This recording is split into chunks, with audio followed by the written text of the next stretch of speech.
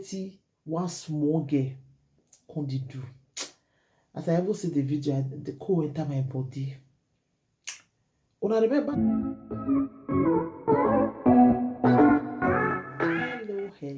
Hello. It's your one and only Lady J. If you have not subscribed, what are you waiting for? Go and subscribe and hit the notification bell so that if I put more video, you will be the first to be notified if you have subscribed here before. Thank you. God bless you. My people, you get one video where one of my followers sent for me. When I see the video, I shocked her eyes. I don't know why I shocked her eyes. I don't know what is some of our mothers, whether why they fail to take care of our children well. I don't understand. Just see what one small girl can do. As I ever see the video, the cold enter my body. When I remember that Kenyan woman when I talk about that time when I say she did jogodo 3 men at the same time. This small pikin now, this small pikin can see they do with 2 children. When I see her, my shocked her eyes, my people. Because sometimes I go to wonder what it can dey happen for this world now. How this small pikin can't even see this kind of thing, can dey practice am. Me, I don't really understand. How this small pikin take fit know this kind of thing. He can't even dey try am with 2 children. He can't dey one can't dey joke do am from back. Children, they be children. The other one he can't dey pull mouth for the other one.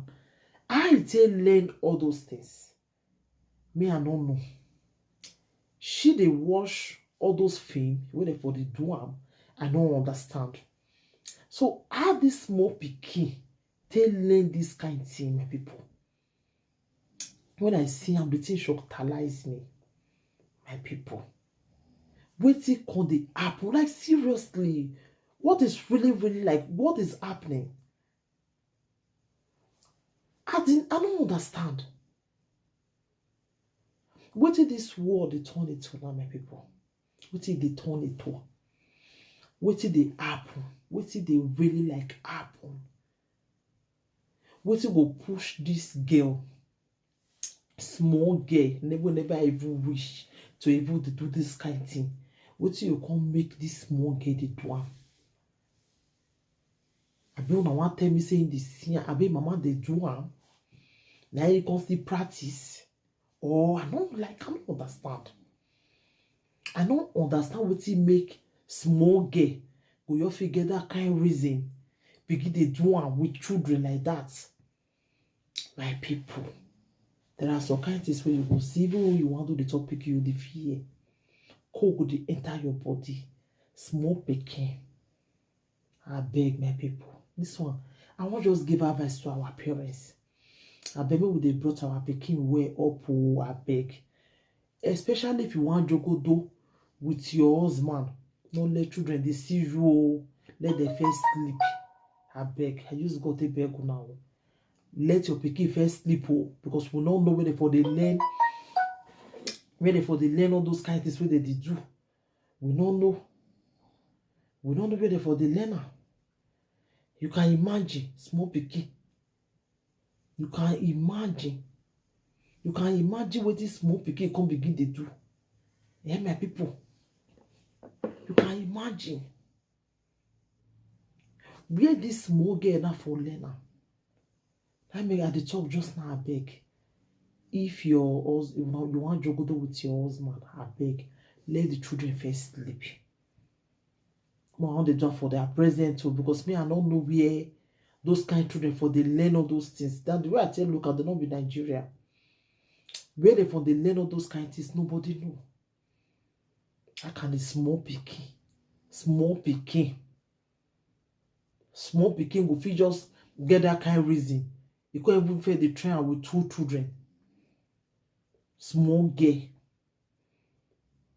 My people. This one they normal. This one now real. This one really like Like seriously, my people, the thing they surprise me. Oh. The thing it dey surprise me, my people. Who know wetin they do for this small girl present? We be say this small girl can't just get that kind of thinking. He can't get that kind of reason. Begin to do this kind of thing, my people. The thing they surprise me. Eh? There are some kind of things where person go just see. You go see this world one end. I be waiting. Exactly the way that Kenyan woman take dey do am. Now this small girl take dey do am so. The way that Kenyan woman take do am, na so this small girl take dey do am so. Small pikin. What is this small girl come know now? Not be somebody they video them. Not be somebody they video them as they do am. Because if they not video, nobody for see, I for not reach my hand. Not be somebody video them. My people, I bet we they pray for our children. Eh? So guys, video where you go just see like this, eh? You go just shocktalize. You go to finish from one, another one go come. You go finish from one, another one go come. Like seriously? So things like this, if not be social media, now we for not able to know, say things like this they able to happen. We for not they know. You can imagine. Small pikin. You can imagine. Small pikin. They're going to do this kind of thing. Hey, my people. Oh, they have local government to where on a demo na con hear story. So na story. Oh. This one na story. So a small girl. When as in that kind of small girl self don't even wish to even express that kind of thing. Talk less of you can't even want to do it with two children, two boys, small children. My people, I don't understand what you can happen for this world they give. Me, I don't understand though. I not gonna know whether the world won't end though. I not gonna understand though. Because the thing they shocktalize me. The thing they surprise me. With this small pikin can't know when you come begin the jogo do two small children at the same time. Hey, my people, I beg. Me with the reason before we go the do things so. Me with the reason the thing they surprise me, my people. They surprise me really. Eh? It surprise me. Eh? Now only God will come to pray for our children. Which kind of small pikin? What you can enter?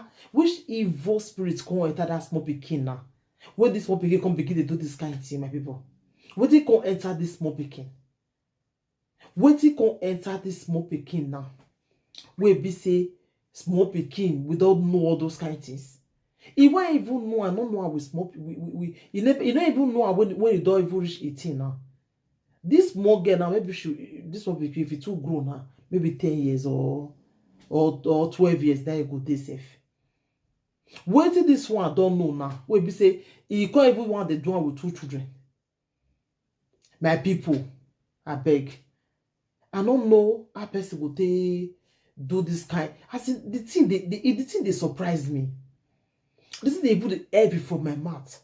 I see this thing. I use how many minutes now. So I sit down. They think, say, oh God, who spoil this small pikin like this? Waiting enter this small pikin. Waiting enter this small pikin. Waiting make this small pikin they do this kind of thing. Waiting enter am. Now that one, now be the question with me and they ask. Waiting enter this small pikin. When this small pikin conscious say that this kind of thing he want to do. Waiting enter am. My people. Waiting enter this small pikin. This small pikin need deliverance, so he need that more. Because small pikin like this way be say, no one know where person they grow, they come that time. If you go even let you misbehave, if not be this time, we say phone come full everywhere. Where children now they go begin, they even want to talk to their mother anyhow. If you go even let you even do, as in, like seriously, not be even this kind of age. when person don't even grow self to one every friend boy self, your family no go gree. So kind home wey be say person for come that time, they go beat you. They go beat you. You go when you go see beat yourself, you only you want fear not go even let you come up for house the next day again self. They go beat you. They go even barb your hair. Talk less of small pikin like this. Who can spoil this one pikin like this now? God, only God will go. They pray for abeg mothers, fathers. For now, want do jogodo abeg. More now the jogodo for when our children dey o. I use God to beg now because I don't know what they enter those kind of children head. What they make them do this kind of thing. Me, I don't really know, my people. So anything you think about this video, really, I beg leave your comment for the comment section. Thank you, everybody. Take care till I come your way next time again. I remember your one and only Lady J. If you have not subscribed, what are you waiting for? Go and subscribe so that you go to hear many Ogbonge news when they come to our platform. Thank you. Bye. And always put thumbs up for me and share this video. Please share this video for me. Share. And as you share, God could bless you. Thank you. Bye.